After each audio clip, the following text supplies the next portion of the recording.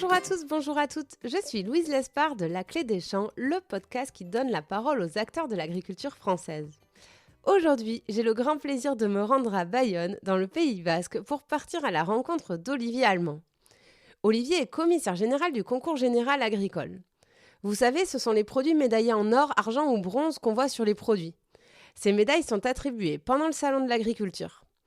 Mais le concours général, c'est aussi les concours des animaux qui ont lieu sur les rings du salon et qui sont ô combien importants pour nos éleveurs. Ce concours a en fait été initié en 1843, bien avant la création du salon de l'agriculture qui arrive autour des années 1960. Il en représente donc le socle. Alors quoi de plus naturel que d'y consacrer un épisode alors que le salon va ouvrir ses portes dans quelques jours ? Et puis, au-delà du concours général agricole, j'avais envie de vous faire découvrir le parcours d'Olivier. Il est issu d'une école d'ingénieur agronome et ce passionné a déjà eu 1000 vies. Chroniqueur télé, animateur de la célèbre émission Interville, conseiller du ministre de l'Agriculture, Olivier cumule les expériences atypiques, mais elles ont toutes un point commun, la mise en valeur des territoires et du monde agricole. Et dernière chose avant de vous laisser en compagnie d'Olivier, je suis désolée, ça va sûrement frustrer certains d'entre vous, mais l'épisode a été enregistré aux vacances de Noël quand Olivier avait encore un peu de temps avant la dernière ligne droite jusqu'au salon.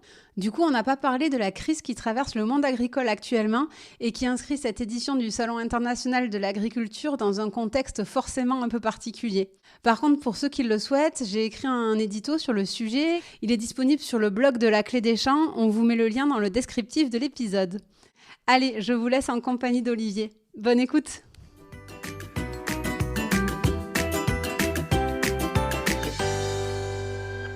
Bonjour Olivier. Bonjour Louise. Merci beaucoup de m'accueillir en cette rentrée 2024 qui s'annonce chargée pour vous, je crois.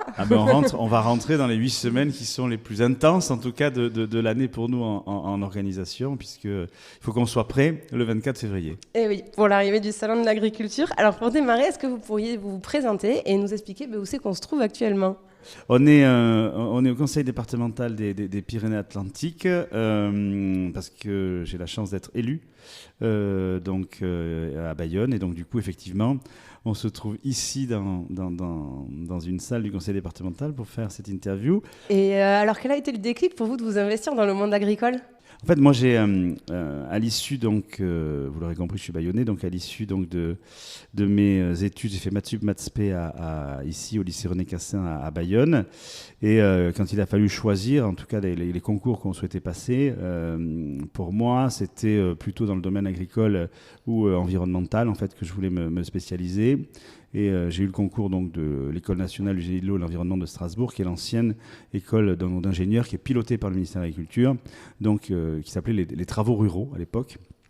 Donc du coup, j'ai fait cette école à Strasbourg qui m'a formé sur à la fois les techniques culturelles agricoles, à la fois tout ce qui était irrigation, drainage, adduction d'eau potable, assainissement, barrage, donc retenue d'eau. Donc en fait, j'ai été baigné dans le milieu agricole, de part, comme on en a tous, des origines familiales, puisque du côté de la famille de ma mère, on est éleveur et boucher, du côté donc de mes grands-parents maternels, et un peu moins du côté paternel, parce qu'il y avait moins de culture agricole. Mais c'est vrai que, en tout cas, c'était le sens, en tout cas, de mon engagement professionnel, qui a varié ensuite par ailleurs, mais il n'empêche que c'était quand même le sens de ma formation. Et aujourd'hui, vous pouvez nous décrire votre activité principale de commissaire général du concours général agricole ? En quoi ça consiste ? Alors, l'activité du commissaire général, c'est de coordonner en fait toutes les actions pour la bonne réalisation de ce concours général agricole. Il y a effectivement beaucoup d'actions qui sont liées à la logistique, puisqu'il faut organiser les inscriptions, il faut organiser tout ce qui est prélèvement donc auprès des producteurs, des viticulteurs.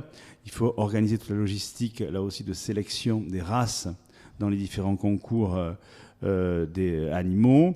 Donc en plus de la partie logistique, il y a toute la partie stratégique et politique, puisqu'en fait, on organise évidemment tous ces concours en collaboration à la fois avec évidemment les agents du ministère de l'Agriculture dont je dépends, et à la fois les professionnels agricoles, que ce soit les interprofessions ou que ce soit les chambres d'agriculture, à différents niveaux, puisque les chambres d'agriculture nous aident à faire tous les prélèvements dans les départements, et les interprofessions agricoles nous aident justement à affiner avec les professionnels donc, de l'INAO, donc du ministère, les cahiers des charges, puisqu'on fait évoluer les cahiers des charges de toutes les dégustations. Donc du coup, il y a vraiment cette notion de chef d'orchestre institutionnel pour pouvoir accompagner l'évolution donc, du concours, et puis des aspects aussi très politiques locaux, puisque, encore une fois, à chaque fois, dans chaque département, le lien est fait avec la Chambre, le conseil départemental, le préfet.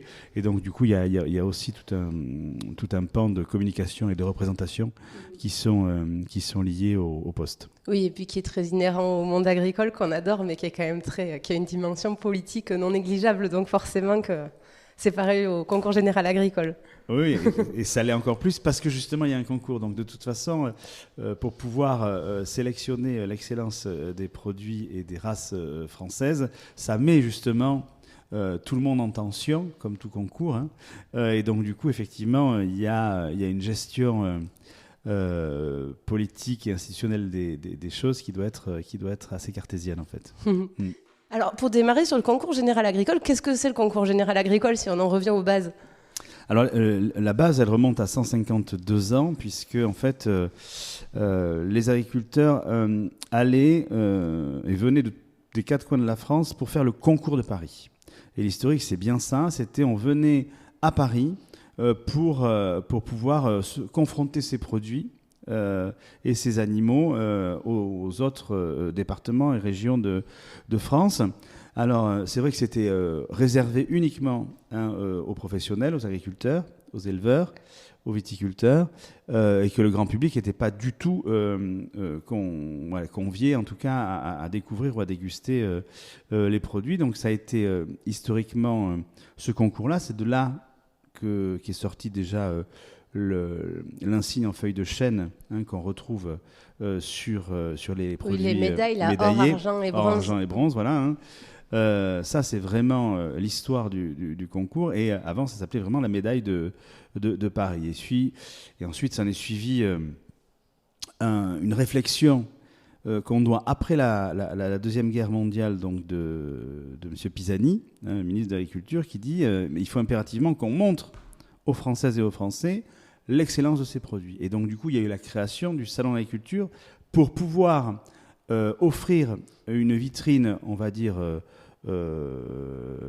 visible par tous de ces produits. Et donc, du coup, il a créé donc, le Salon de l'Agriculture en tant que vitrine du concours général agricole. Et peu à peu, on arrive aux 60 ans cette année du Salon de l'Agriculture. Alors, c'est vrai qu'aujourd'hui, on a toujours l'impression qu'on voit plus le Salon de l'Agriculture que le concours général agricole, mais il faut savoir quand même que tous les animaux que vous voyez dans tous les halls et dans toutes les races sont des animaux finalistes du concours général agricole, et l'essentiel des produits que vous y voyez également dans le hall des régions sont des produits qui ont été médaillés l'année d'avant, puisque en parallèle, on médaille les produits de l'année en cours. Donc c'est vraiment un gage de qualité et de reconnaissance du travail donc, de l'agriculteur. C'est vrai que tout le monde connaît le salon de l'agriculture, mais peut-être moins le concours général agricole, alors que finalement, le concours général agricole est la base du salon de l'agriculture. S'il n'y a pas de concours général agricole, le salon de l'agriculture perd en partie son sens, en tout cas. En tout cas, il n'y aurait pas les animaux, puisque, en fait, je vous disais, c'était que des animaux finalistes. On trouverait toujours des produits dans les régions, puisque il y a des producteurs qui font très très bien leur travail dans tous les départements et les régions de France. Il n'empêche que le fait d'avoir la médaille fait que de toute façon ça les labellise, et ça permet aux consommateurs de se reconnaître et de reconnaître en tout cas l'excellence de son produit. Donc dans l'acte d'achat, c'est important, puisqu'on le voit dans les études économiques qu'on fait, c'est qu'entre deux produits qui ont à peu près le même prix, à 80%, le consommateur prend celui qui a la médaille. Et alors, donc, vous nous avez parlé des animaux, des produits. C'est quoi le périmètre global du concours général agricole ? Alors là aussi, il a évolué. Historiquement, c'était vraiment les produits et les animaux. Évidemment, se sont rajoutés assez vite les viticulteurs. Et puis, on est resté comme ça jusqu'à il y a une quinzaine d'années, où au moment de l'agroécologie et de l'avènement de l'agroécologie, il a été rajouté un concours général école des pratiques agroécologiques pour justement favoriser la conversion des agriculteurs dans ces pratiques, en mettant évidemment des prairies en jachère, en mettant des haies, tout le travail autour de l'agroforesterie.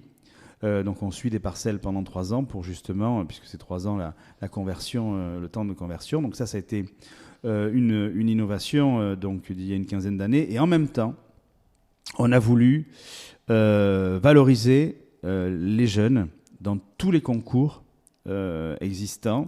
Et on a créé dans chacune des catégories, donc encore une fois, animaux, produits, vins et agroforesterie, des concours des jeunes pour justement valoriser la transmission, valoriser le travail de l'enseignement agricole, parce qu'encore une fois, on a cette spécificité française qui est un enseignement agricole de qualité et dirigé par le ministère de l'Agriculture. Trop méconnu. Trop méconnu. Pour travailler avec le lycée agricole des Landes, AgriCampus 40, j'ai redécouvert les lycées agricoles et j'étais bluffée. Pour moi, c'est la pépite française.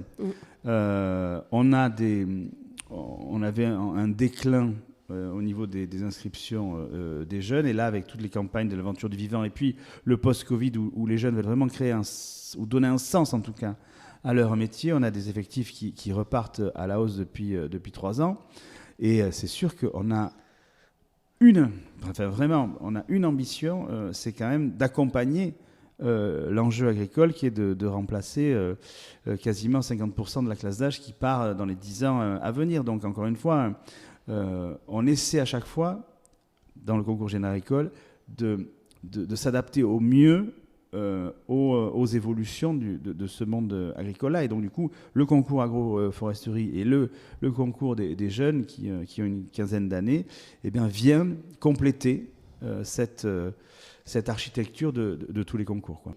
Et quand on parle de produits, c'est tout ce qui est miel, huile d'olive.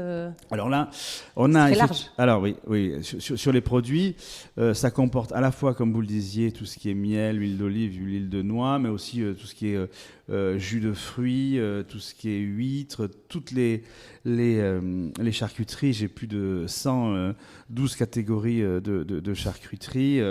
Je ne vous dis pas les produits laitiers, parce que les produits laitiers, on a tous les fromages, en sachant qu'une catégorie AOC d'un produit, que ce soit le comté, le cœur de Neuchâtel, il représente une sous-catégorie, mais il y a les yaourts, les beurres, vraiment tous les produits laitiers, et là on a plus de 200 sous-catégories.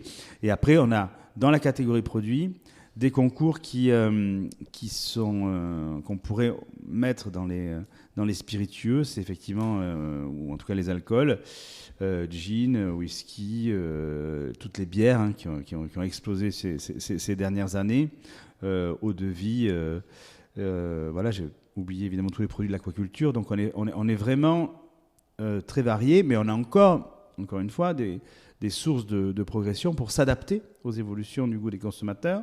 Si je dois parler des nouveautés un peu de l'année 2024 dans les catégories de concours qui évoluent ou qui se créent, là aussi, pour faire face à l'évolution du goût des consommateurs, on a créé une catégorie sans alcool pour la bière, parce que là aussi, c'est quelque chose qui est en augmentation au niveau des goûts et des demandes donc, des consommateurs.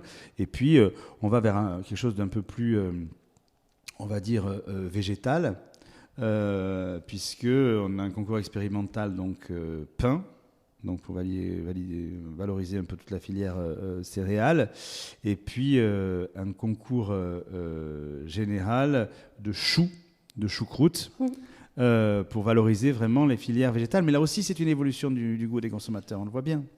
Donc, quelque part, on essaie de s'adapter à chaque fois aux évolutions agricoles du moment. En termes de logistique, quand vous nous citez tout ça, ça a l'air énorme à organiser. Comment on fait pour ne pas s'y perdre? Et puis aussi, comme vous l'avez dit, il y a concours, donc il y a enjeu. Et donc, pour s'assurer de l'impartialité des choses et que le produit qui est envoyé par le producteur, par exemple, ça soit bien représentatif de ce qu'il fait sur sa ferme et que ça ne vient pas d'autre part. Comment ça s'organise tout ça ? Alors sur la logistique du concours et sur l'organisation, c'est vrai que chaque concours a besoin d'outils spécifiques parce que, encore une fois, quand on juge des huîtres ou quand on déguste du beurre, de l'huile d'olive ou même du chou, de la choucroute dont je parlais tout à l'heure, il faut derrière une cuisson spécifique, des matériaux de cuisson pour le chou parce qu'il y a le chou froid et le chou chaud. Pour les viandes, il y a là aussi on fait toutes ces viandes et charcuteries chaudes. Donc en fait, il nous faut à la fois des professionnels qui nous aident à ouvrir les huîtres, des professionnels qui nous aident à bien cuire les produits pour une dégustation optimale. Donc tout ça, on le fait systématiquement en partenariat avec les professionnels, que ce soit les boulangers, que ce soit beaucoup les organes de formation. On travaille beaucoup avec les écoles qui forment donc tous ces professionnels-là. Et ensuite, sur la partie objectivité donc, du concours, puisqu'on m'interroge beaucoup là-dessus, c'est notre crédibilité première, celle du jugement, que ce soit dans les présélections et que ce soit en finale à Paris. Alors il faut savoir déjà que c'est nous qui faisons les prélèvements. C'est-à-dire qu'à partir du moment où un producteur ou un viticulteur s'inscrit, il va sur le site web quand il va sur le site web, okay. Il s'inscrit, craque, il paye ses droits d'inscription qui sont de l'ordre de 100 € en moyenne. Et c'est nous qui allons prélever les produits chez le producteur pour justement que ce soit le plus représentatif de sa production et qu'il ne nous envoie pas un produit qui ne serait pas représentatif de sa production. C'est là où on s'appuie sur les chambres d'agriculture qui font le prélèvement pour nous, mais on va jusqu'à prélever dans les cuves. C'est-à-dire que nous, pour les prélèvements viticoles, par exemple, on va avec nos bouteilles qui sont non reconnaissables, parce qu'autrement, on sait que dans les différentes régions viticoles, la forme de la bouteille diverge, donc du coup, on pourrait identifier l'origine des produits. Là, non, on y va avec nos bouteilles qui sont anonymisées avec le QR code. Il n'y a que nous qui savons chez quel producteur on prélève, et on prélève directement dans les cuves pour anonymiser dès le prélèvement l'échantillon qui va être testé. Et c'est pareil pour les produits. Donc déjà... Et après quoi, vous mettez un numéro sur la bouteille, par exemple et ouais. Vous... Ah ouais, okay. Nous, on a un QR code. Et vous, derrière, vous savez le relier à la fin. Nous, on a un QR code. Nous, on est les seuls à savoir le relier à la fin. Et ensuite, il y a l'organisation donc, de présélection pour les vins et dans certains concours produits aussi dans les départements, donc, où on élimine jusqu'à 60% des échantillons. Donc là, il faut organiser les tables de jurés. Qui s'en charge parce que vous dites que vous allez... mais j'imagine qu'au CGA, vous n'avez pas une armée d'échantillonneurs qui sont répartis sur tout le territoire. Vous appuyez sur... On s'appuie sur pour les prélèvements, on s'appuie sur les chambres d'agriculture. Okay. Et pour les présélections départementales aussi. C'est-à-dire qu'il y a l'organisation du concours, c'est 10 personnes à Paris qui m'entourent en fonction des différents concours et qui gèrent avec les chambres d'agriculture ces présélections-là, prélèvements et présélections. Une fois que c'est présélectionné, là pour le coup, c'est nous qui reprenons l'organisation des finales en direct à 100%, mais on partage la base des jurés, voilà, et pour les présélections et pour la finale, puisque c'est nous au niveau national qui faisons un appel en général début novembre pour les jurés. Puisqu'il faut savoir que sur chaque table de dégustation, que ce soit en présélection ou en finale, donc c'est des tables de 6, où ils ont à peu près une douzaine d'échantillons à tester, eh bien ces 6, il y en a 3 qui sont professionnels de la catégorie qu'ils jugent, et 3 qui sont consommateurs avertis, enfin on les appelle avertis, je vous dirai pourquoi après, comme vous et moi.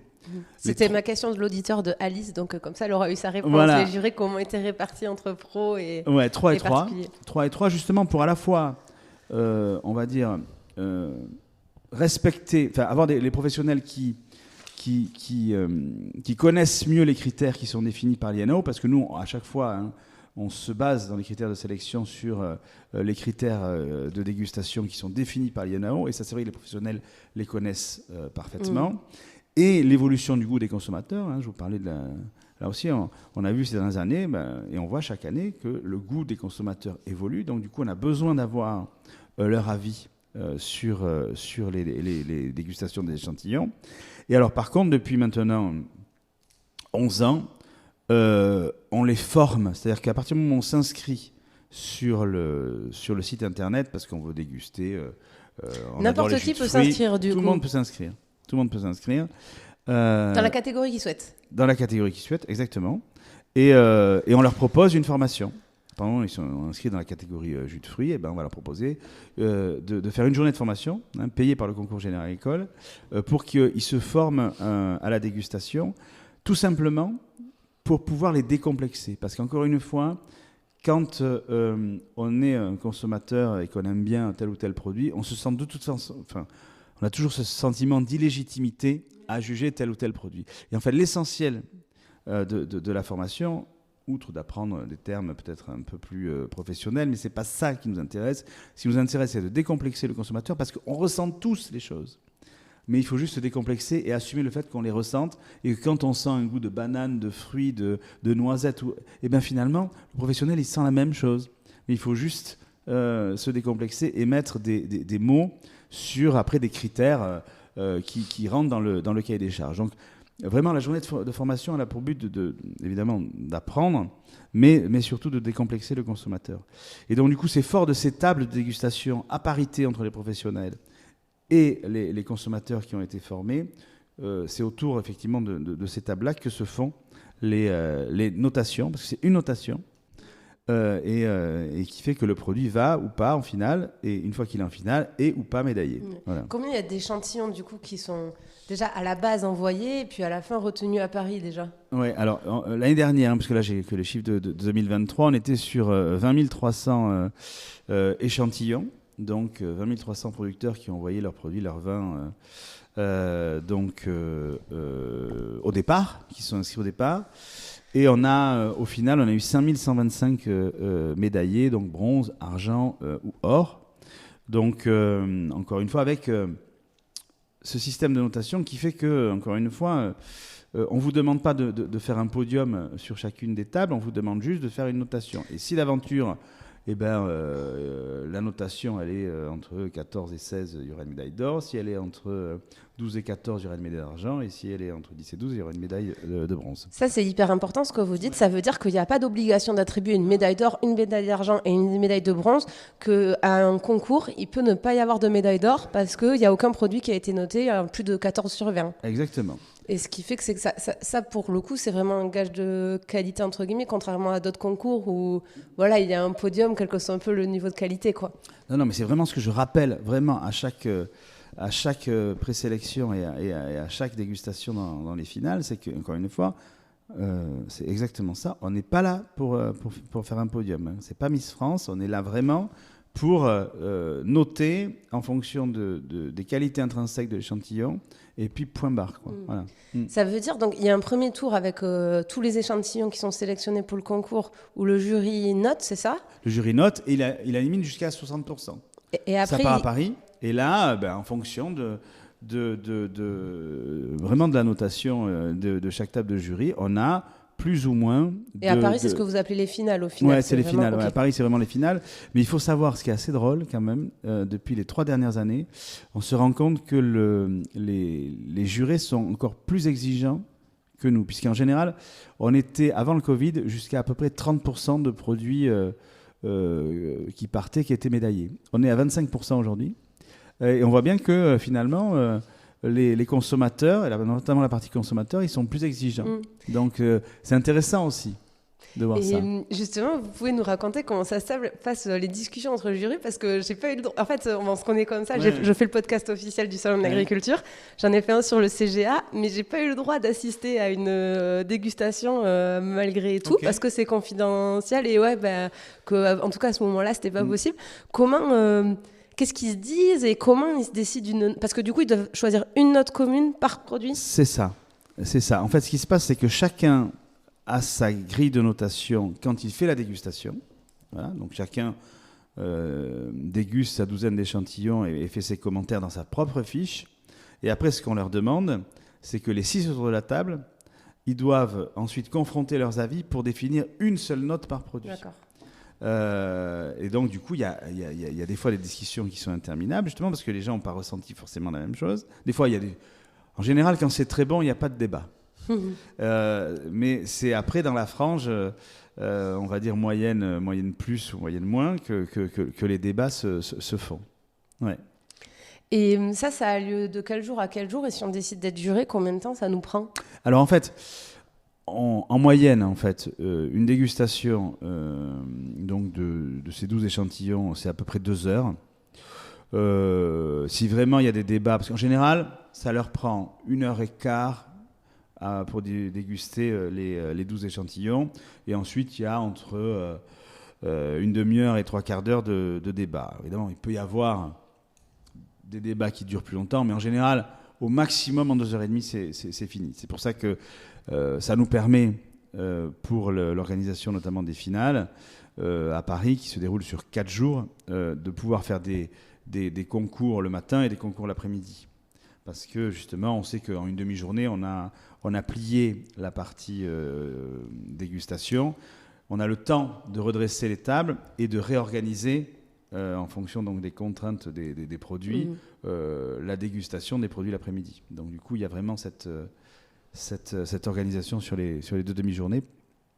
Et c'est la minute économique du podcast, mais un producteur qui se voit récompensé d'une médaille, est-ce que vous avez des stats sur ses ventes? Est-ce que ça lui améliore ses chiffres pour son exploitation? Est-ce qu'il a un intérêt économique à ça? Oui, bien sûr. Enfin, c'est une des premières réalités du concours général. C'est vraiment ça. C'est que ça a toujours à la fois valorisé le travail du producteur, mais surtout, ça le valorise économiquement. Il y a la notion de reconnaissance d'un travail bien fait, et il y a la valorisation économique. Et cette valorisation économique, alors les chiffres datent de 2020. Donc encore une fois, on va relancer une étude en 2024 après le concours général 2024 pour justement voir comment ces chiffres ont évolué. Mais les chiffres de 2020, en fonction des catégories de concours, c'est entre 18 et 40% de chiffre d'affaires en plus l'année où on a obtenu donc la médaille. Donc il y a une vraie réalité économique.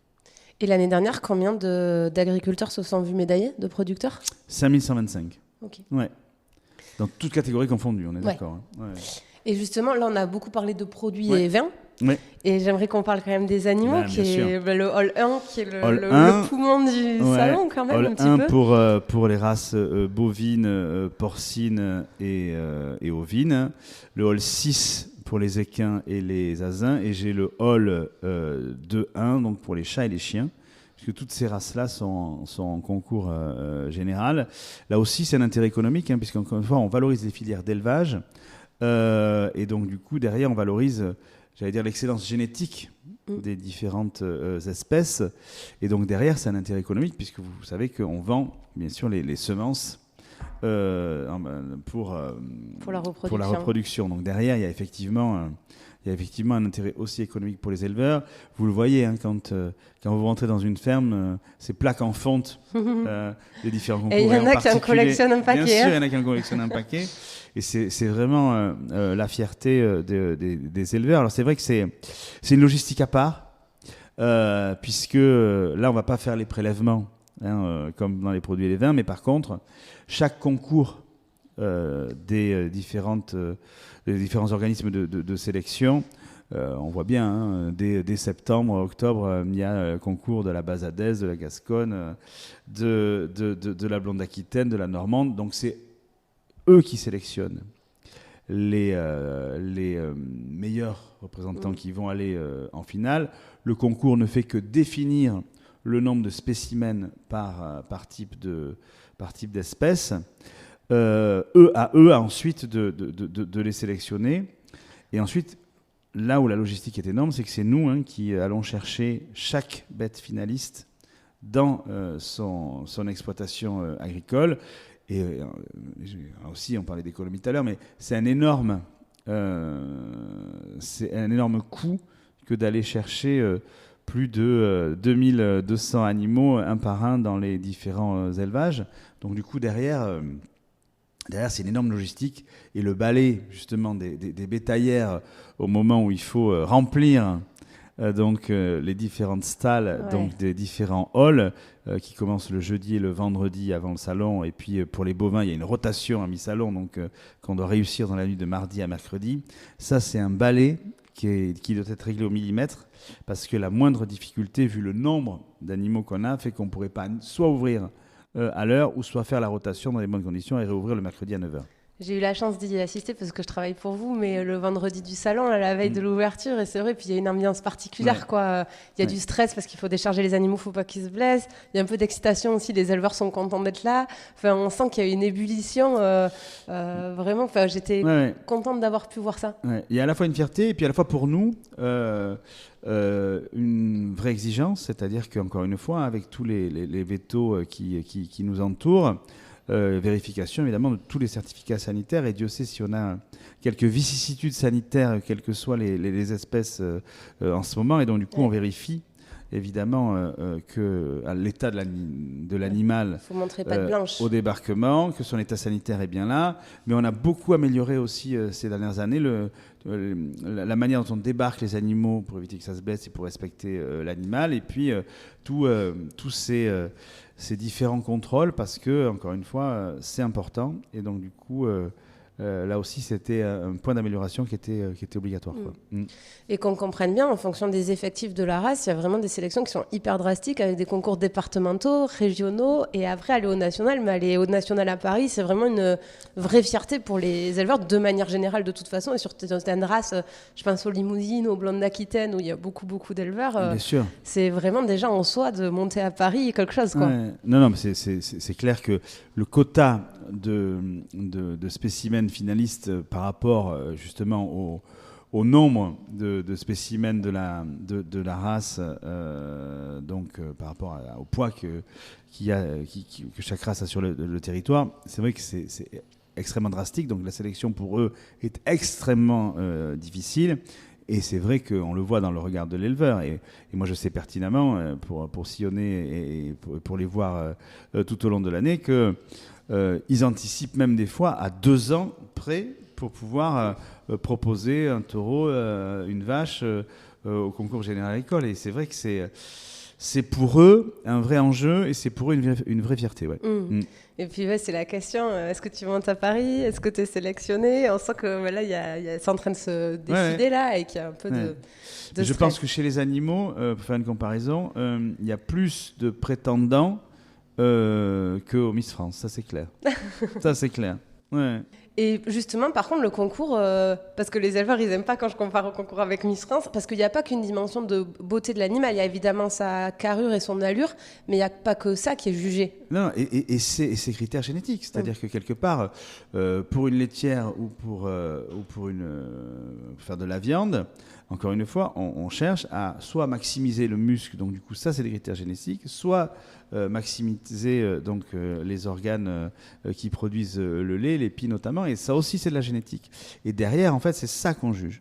On juge systématiquement la performance donc des animaux que l'on juge, et là aussi le travail des juges dans les concours animaux est un travail là pour le coup qui est vraiment fait uniquement par les professionnels. Il n'y a pas, comme dans les produits et les vins, la partie consommateur, puisqu'on ne recherche pas là aussi le goût des choses. On recherche vraiment la performance génétique. Et d'amener la race vers un idéal de race d'animaux aussi qui va être productif, en bonne santé, s'adapter au changement climatique, par exemple, etc. Il y a ce rôle-là aussi de guider la race dans une direction. On le voit beaucoup, notamment sur les petites races endémiques. Sur la Vosgienne, sur les Gasconnes, tout ça, ça permet à des races de rester sur leur territoire, d'améliorer leur capacité de résilience aussi sur leur territoire, et d'adaptation au changement climatique, là aussi. Parce que, encore une fois, ces races, ces espèces ont besoin, là aussi, de s'adapter à des conditions qui évoluent. Et vous parlez des jurys, heureusement qu'il n'y a pas de consommateurs, parce que déjà c'est très difficile de juger des animaux. Il y a une dimension qui peut être vue comme subjective. À chaque fois qu'il y a un concours qui se finit, il y a un éleveur qui n'est pas content parce qu'il estime qu'il n'a pas été jugé correctement. Il y a une dimension humaine à gérer quand même qui n'est pas évidente. C'est la pression. Oui, c'est la pression. On n'est vraiment pas sur l'aspect juste beauté de l'animal, hein, ça c'est bien de le dire. Et ça se voit encore plus, j'allais dire, pour le visiteur du salon, pour le commun des mortels, le non-spécialiste, parce que sur les concours chat et chien, c'est-à-dire que c'est vrai qu'on parle toujours des chevaux ou des vaches ou des porcs ou des chèvres pour le salon, parce que c'est vrai que pour les Parisiens, c'est quelque chose qui est important, et puis c'est une notion très bucolique, et ça les ramène à d'autres souvenirs. Il n'empêche que pour les chats et les chiens, où il y a beaucoup de concours de beauté des chats et des chiens, on voit bien que quand on regarde le concours général agricole des chats et des chiens, on n'est pas du tout sur les mêmes critères de beauté. On est vraiment sur la performance, sur le fait de pouvoir accélérer très très vite, enfin, d'avoir des spécificités physiques qui sont recherchées, quoi.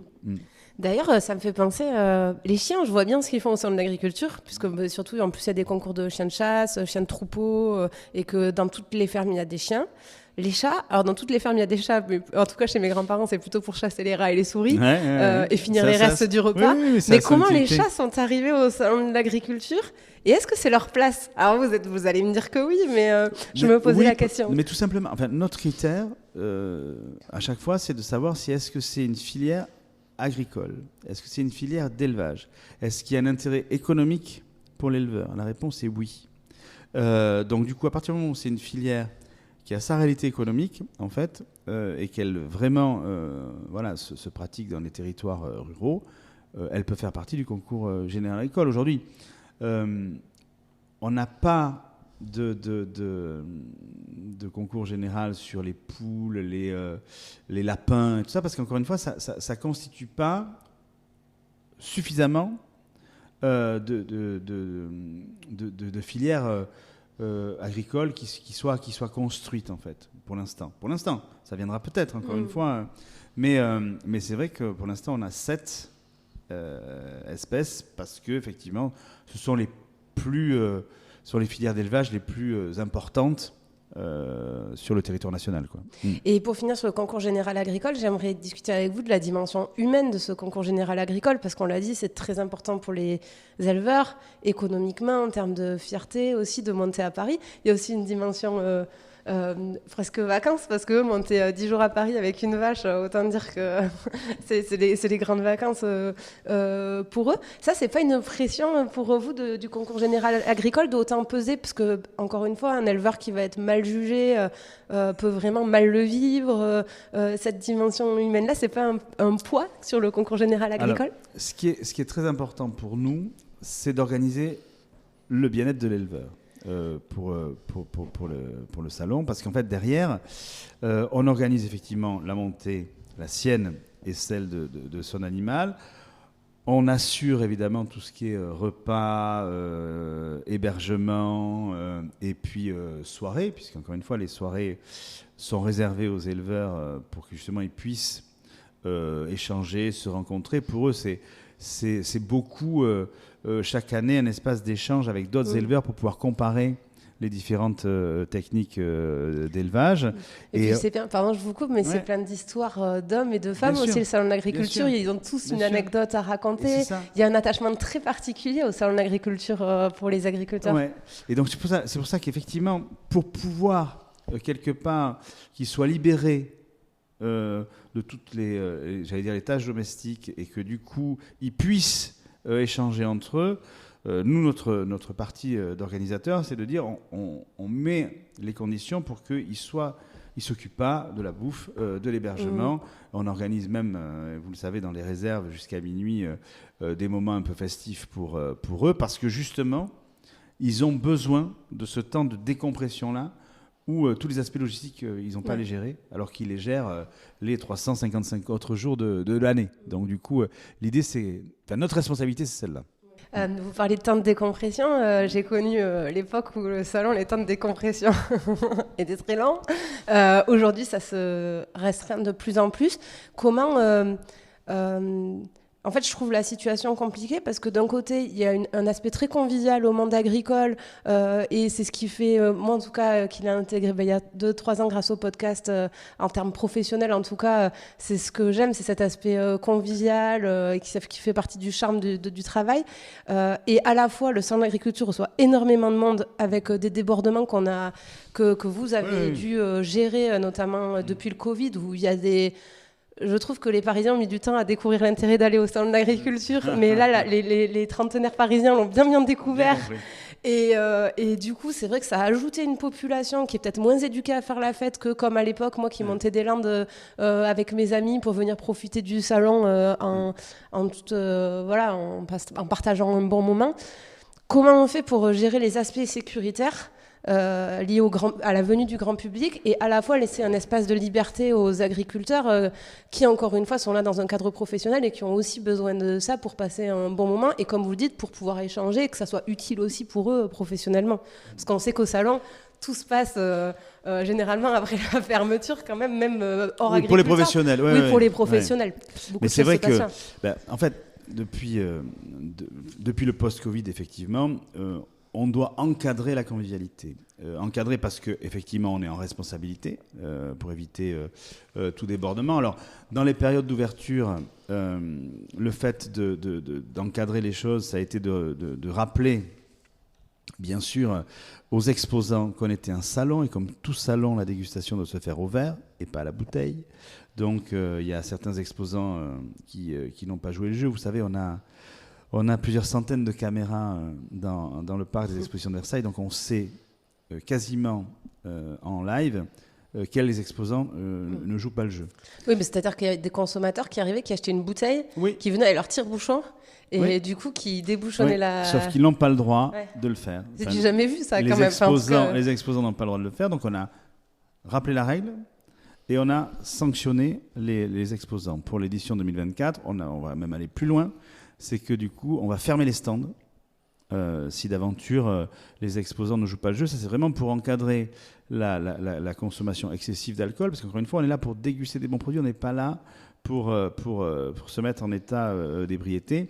Et puis, on va s'organiser comme, j'allais dire, les festivals et comme les fêtes de Bayonne ici, parce que là, pour le coup, c'est qu'on va créer des zones de dégrisement, ce qu'on n'avait pas jusqu'à présent, pour pouvoir garder les gens qui ont dépassé la norme autorisée, pour éviter aussi tout débordement ensuite sur la voie publique. Parce que nous, quand on ferme à 19h et qu'on met le public, on conduit le public vers la sortie, derrière, il y en a certains qui pourraient causer un certain nombre de troubles ensuite sur la voie publique ou dans les métros ou dans les trams qui pour c'est sûr qu'il y a eu eux. Les dernières éditions où, en sortant du travail à 20h devant le salon, c'était les fêtes de Bayonne à 4h du matin, quoi. Voilà. Il y a quand même eu Voilà, donc ça, effectivement, on s'est engagé à la fois avec la RATP, à la fois avec la préfecture de police de Paris à mieux gérer ces flux-là. Donc voilà, zone de dégrisement en interne si besoin, intervention là aussi de la police si besoin. Donc ça, c'est pour l'aspect, j'allais dire, grand public. Ouais.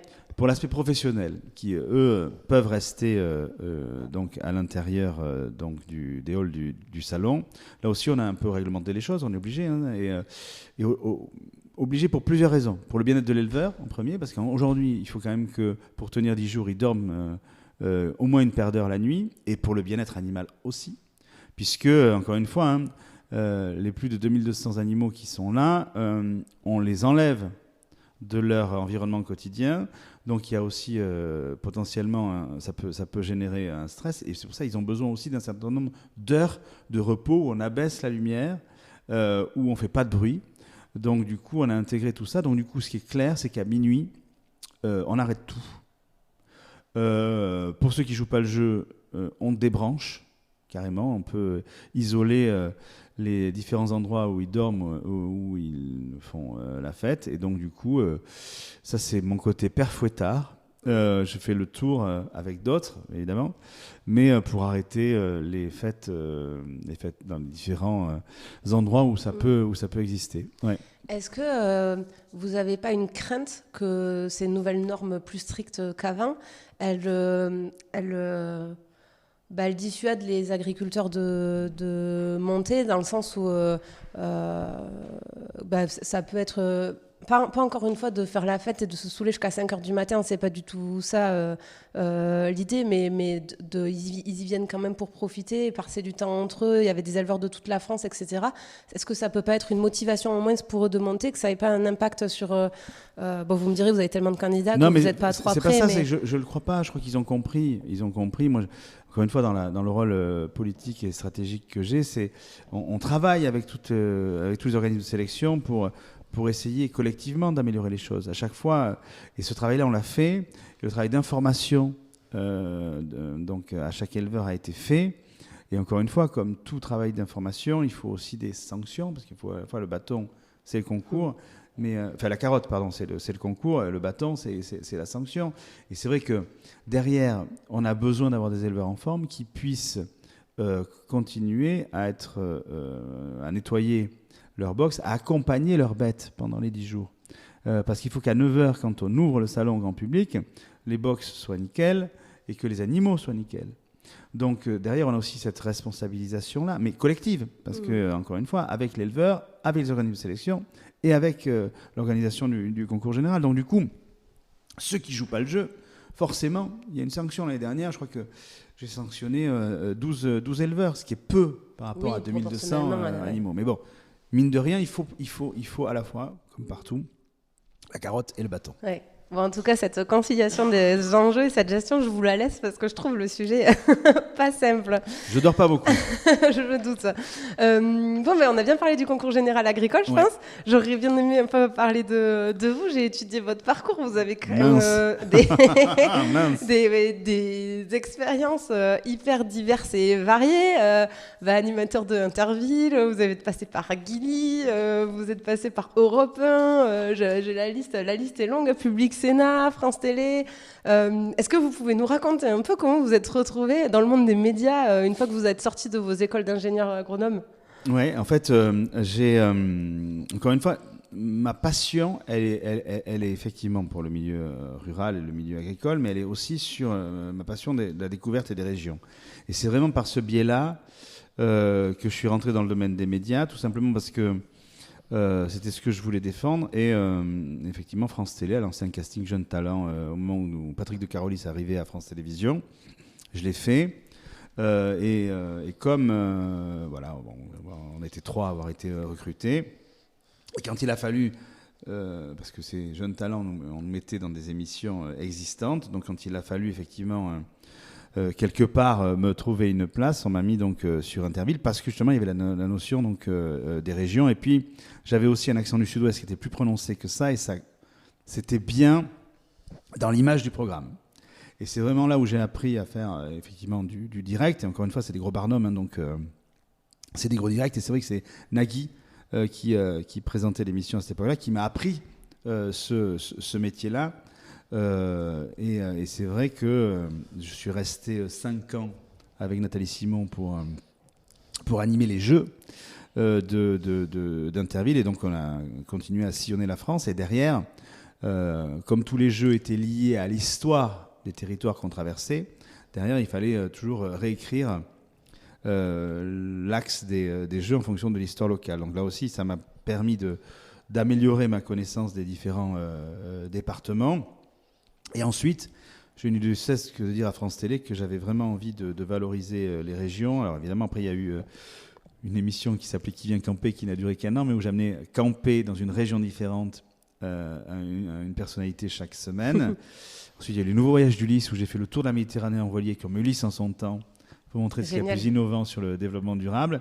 Et puis après, il y a eu cette aventure, on va dire, de création d'une chaîne, donc sur le câble et sur le satellite, qui s'appelait Campagne TV, qui là réunissait quelque part mes 2 passions, qui a été fait en accord avec les acteurs agricoles et les acteurs audiovisuels, pour justement valoriser à la fois j'allais dire le tourisme rural, à la fois les différents produits qui étaient en France, et à la fois l'environnement. On était vraiment sur ces 3 axes-là, donc agricole, agroalimentaire, alimentation.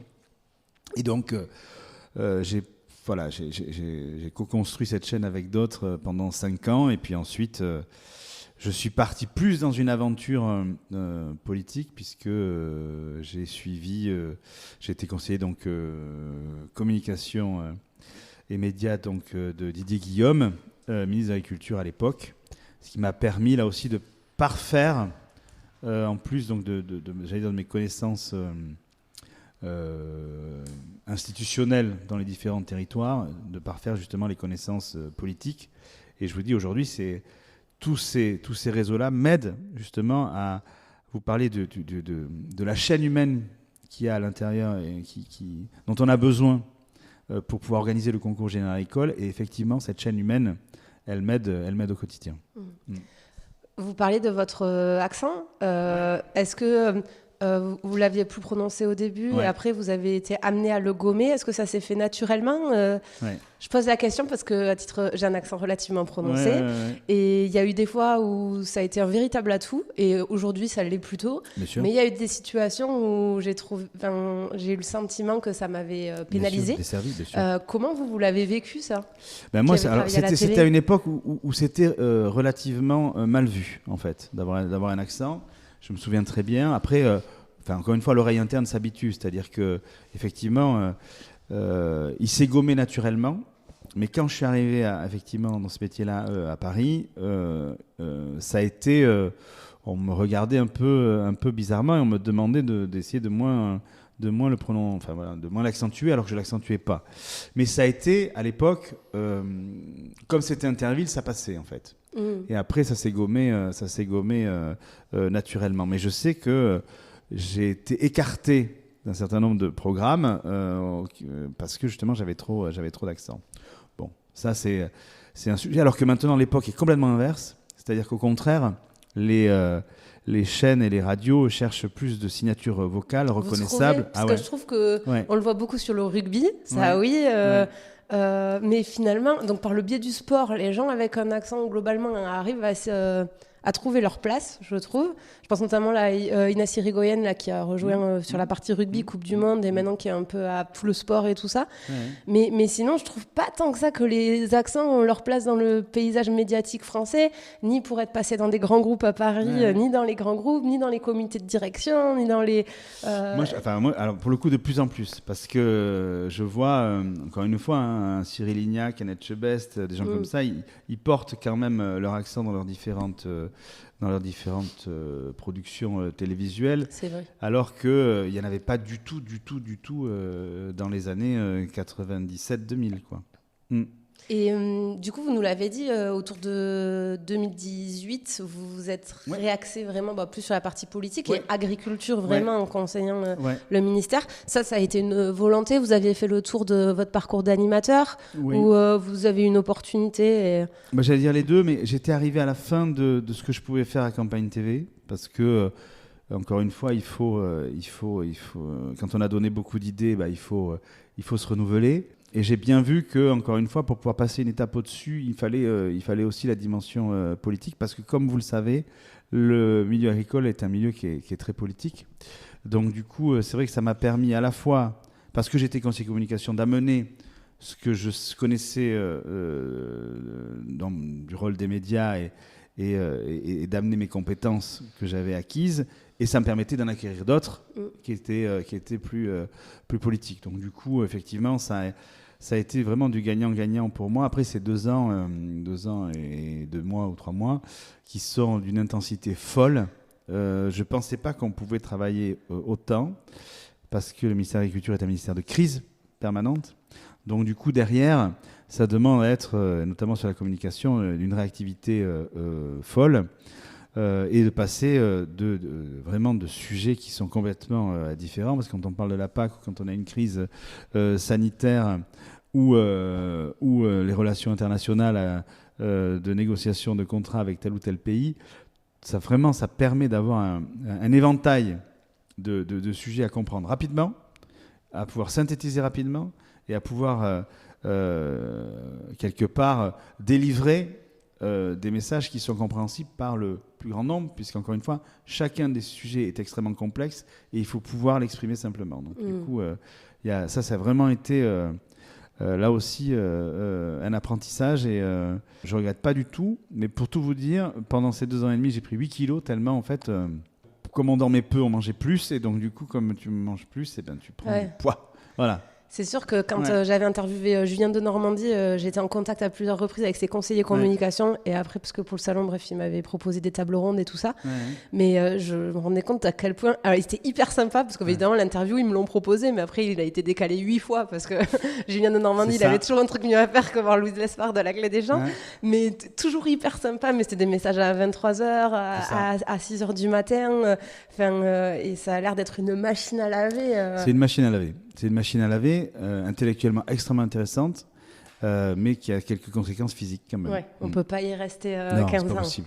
Parce qu'après, on n'a plus la lucidité aussi. C'est-à-dire qu'à un moment donné, on n'a plus la lucidité pour pouvoir être un bon conseiller. Donc il faut pouvoir en sortir. Et je pense que 2 ans et 3 mois, là, moi, comme j'ai fait, c'est le bon timing. Parce que après, le corps, il dit stop. Et ensuite, vous avez été nommé commissaire général par Julien de Normandie. Voilà. Par Julien. Parce qu'on est nommé pour être à ce poste-là. Oui, on est nommé par un décret ministériel. Et c'est vrai que c'est Julien de Normandie qui m'a nommé 3 mois après que je sois sorti du cabinet. Parce qu'il faut bien 3 mois pour se remettre quand même. Et voilà, parce qu'il savait que j'avais ces appétences-là aussi, parce que le poste de commissaire général coche beaucoup de cases qui sont entre ma formation, mon amour des produits, celui des régions, et puis la politique, le les maillage, médias. voilà, le maillage politique, institutionnel et médiatique. Forcément, en tout cas, c'est un poste qui me correspond. Et jusqu'à présent, alors, pour conclure, qu'est-ce qui vous a animé dans toutes ces expériences, qu'est-ce qui vous a le plus plu, qu'est-ce qui vous fait avancer à vous? Ce qui m'anime au quotidien, ce qui fait que je me lève avec la banane, c'est ce que vous disiez tout à l'heure, c'est l'aspect humain du poste, parce que chaque semaine, je rencontre des hommes et des femmes qui travaillent au quotidien, qui se battent au quotidien pour améliorer leur technique culturelle, pour améliorer leur technique d'élevage, pour essayer de produire le produit le plus excellent du monde. Ils le font au quotidien, quels que soient les aléas climatiques, quelles que soient les vicissitudes, là aussi économiques, parce que Dieu sait si ce secteur en a beaucoup, et c'est vraiment ça qui m'anime au quotidien. Je passe pas une semaine sans me rendre dans une exploitation, dans une ferme, chez un producteur, parce que c'est ça, je me shoot à ça en fait, vraiment. Et les futurs projets d'Olivier Allemand, ça sera quoi après? Ça va plutôt s'inscrire dans la politique alors? Eh bien je sais pas, figurez-vous, je sais pas du tout. Aujourd'hui, j'ai un mandat de 3 ans, donc jusqu'en 2026. Et aujourd'hui, le problème, c'est que je suis un épicurien et qui aime bien tout ce qu'il fait, donc du coup, qui a aujourd'hui des difficultés de choisir. Après, je crois aussi que ça soit voilà, la nature, le corps ou les opportunités font que, encore une fois, on provoque les choses, mais il y a aussi un facteur chance qui arrive ou qui n'arrive pas. Donc je crois qu'on peut provoquer les choses, mais ce n'est pas nous forcément qui décidons de tout. Donc du coup, je continue à tracer ma route. Et puis on verra bien, mais pour l'instant, j'ai pas d'idée très précise. Les portes sont ouvertes. Ouais, tout est ouvert. Très bien. Et je vais passer à mes questions de fin. La première, c'est qu'est-ce qui vous rend fier à vous d'être commissaire général du concours général agricole? Je vous dis, les hommes et les femmes que je croise au quotidien. Ouais, vraiment. Ma deuxième question, c'est est-ce que vous auriez un truc pour étaler notre science au prochain repas entre amis quand il y aura un produit médaillé sur la table, par exemple? Non, mais ce qui est vrai, ce que le grand public ne sait pas, c'est qu'effectivement, tout le ministre et son cabinet délocalisent le ministère pendant les 10 jours du salon. Ça veut dire qu'ils ont des bureaux et des espaces dédiés, mais même toutes les lignes internationales ou autres sont vraiment rapatriées donc, au salon de l'agriculture, puisque le ministre en fait son bureau quotidien, donc de 6h du matin jusqu'à 23h le soir. Et ça, c'est vrai que les gens ne le savent pas. Ouais, ils déménagent, quoi. Ils déménagent. On déménage dingue. Le ministère avec, encore une fois, la direction de la com qui est très, très présente. Mais là aussi, c'est dans des parties qu'on ne voit pas, qui ne sont pas accessibles, bien sûr, au grand public. Mais on voit toujours le stand du ministère de l'Agriculture. Mais évidemment, le ministre n'est pas au stand du ministère de l'Agriculture. En tout cas, ces bureaux ne sont pas là, ça c'est sûr. Et dernière question, où c'est que peut-être on peut suivre l'actualité du concours général agricole, si on veut s'inscrire en tant que juré, comment est-ce que vous pouvez nous dire où c'est qu'on peut suivre ça? C'est très très simple, c'est sur le site www.concours-général-agricole.fr. Vous pouvez suivre donc l'actualité sur nos réseaux sociaux. Notamment toutes les relances pour les inscriptions de producteurs, de viticulteurs, de jurés, voire même sur l'application du concours général agricole, puisque vous pouvez à la fois sur cette application, vous pouvez télécharger sur les smartphones Android, donc vous pouvez à la fois géolocaliser les producteurs médaillés si vous voulez, soit vous rendre chez eux, soit commander sur leur site internet, et on vous pousse toutes les actualités donc, du concours général sur l'application. Super. Bon, Merci merci beaucoup pour votre Louise. temps et à très bientôt. On se verra au salon. Rendez-vous du 24 février. Vous serez dans le jus total. 24 février, 3 mars. À bientôt. Et voilà, c'en est fini pour aujourd'hui. Vous souhaitez aller plus loin dans la découverte de l'agriculture ? Si vous êtes dans une entreprise qui travaille au contact du monde agricole, sachez que la Clé des Champs propose des formations à cet effet. L'objectif ? Mieux connaître les réalités du métier d'agriculteur pour vous permettre de mieux performer dans votre job. Après avoir suivi un module e-learning où des experts reconnus vous expliquent les enjeux auxquels est confronté le monde agricole, vous partez passer une journée en immersion à la ferme avec vos collègues et maximum par groupe de 5 pour un véritable vie-ma-vie d'agriculteur. L'occasion de passer de la théorie à la pratique et de profiter d'un temps d'échange privilégié avec l'agriculteur qui vous reçoit. Plus d'informations et inscriptions sur www.laclédeschamps-podcast.fr. Et avant de partir, dernière chose, si le podcast vous plaît, n'hésitez pas à lui mettre une note 5 étoiles ou à en parler autour de vous. Ça m'aide énormément à faire connaître le podcast. Merci beaucoup et je vous dis à très très vite.